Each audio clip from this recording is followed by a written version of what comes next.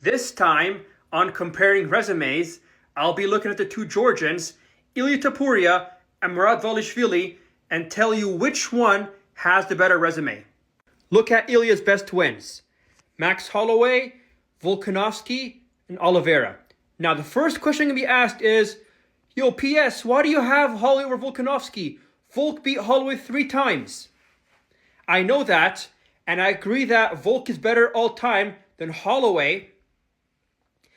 However, I think that the version of Holloway Ilia beat is better than the version of Volkanovski Ilia beat.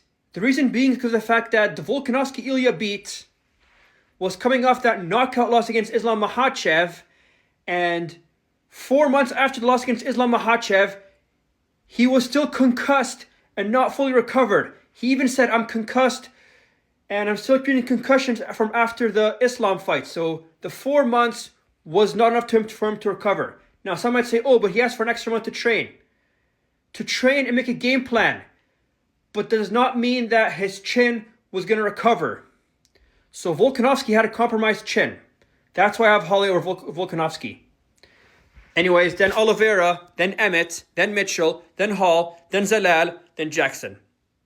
For Merab, it's O'Malley, then Aldo, then Jan, Nurmagomedov, Sandhagen, Cejudo, Kenny, and Dotson. Now, comparing Holloway versus O'Malley, Holloway was coming off the wins against Arnold Allen, ending his win streak, and then knocked out Justin Gaethje in a beautiful knockout, UFC 300. Whereas O'Malley was on the best run of his career, had a longer win streak, and he beat Peter Yan, though by controversial decision. No, O'Malley versus Yan was not a robbery. I thought O'Malley won rounds 1 and 3. And O'Malley knocked out Aljamain Sterling to become champion. And of course, he beat Marlon Vera. That's a weak defense. And Merab beat him. This is a tough one because, yes, Holloway is better all time, but he's past his prime. Whereas O'Malley was in his prime and was a champion with better momentum. That being said, it's very, very tough, but I'm going to edge Holloway. Anyways, Volk versus Aldo. Now, Aldo passed his prime, but still pretty solid. Volkanovski, though I think he was compromised and concussed from the Islam fight, I still think he's better than Aldo because he's better all time. Now, Oliveira versus Jan. Jan was coming off 2 back-to-back losses when he fought Merab, though controversial, the O'Malley and the Aljamain. Whereas Oliveira was coming off this controversial loss to Arman by split, and he beat Michael Chandler, who is also out of his prime. That being said, give me Peter Yan. Josh Emmett versus Nurmagomedov. Easy Umar Nurmagomedov, undefeated guy who Merab beat. Sandhagen versus Bryce Mitchell. Come on. Corey Sandhagen. Ryan Hall versus Henry Cejudo. Cejudo passed his prime, but still better than Ryan Hall.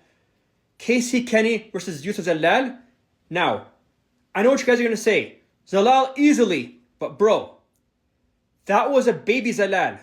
Yes, on a 3-fight win streak, but what happened afterwards? He lost to Topuria, and then he lost a few other times and got cut from the UFC. Yusuf Zalal in his first stint is not the same as Yusuf Zalal during his second stint, where he's a top featherweight. Whereas Casey Kenny was coming off a win against Ray Borg, a title challenger, in a 3-fight win streak. So I'm going to say that Casey Kenny by Merab is better than Yusuf Zalal because Ilia beat Zalal during his first UFC stint on his way to being cut from the UFC. It's not the second in Zalal, but it's the first in Zalal who was inferior to Casey Kenny at the time. Damon Jackson versus John Dotson. Give me Dotson. And now we go with Merab's elite wins, which are Jan O'Malley twice, Aldo, Nurmagomedov, and Sandhagen, versus Ilia's elite wins, which are Holloway, Volkan, Oliveira. Merab has more elite wins, and other than the top two, Merab has a better resume than Ilia Topuria. Doesn't even compare. That being said, Merab wins this battle. Let me know what you guys think.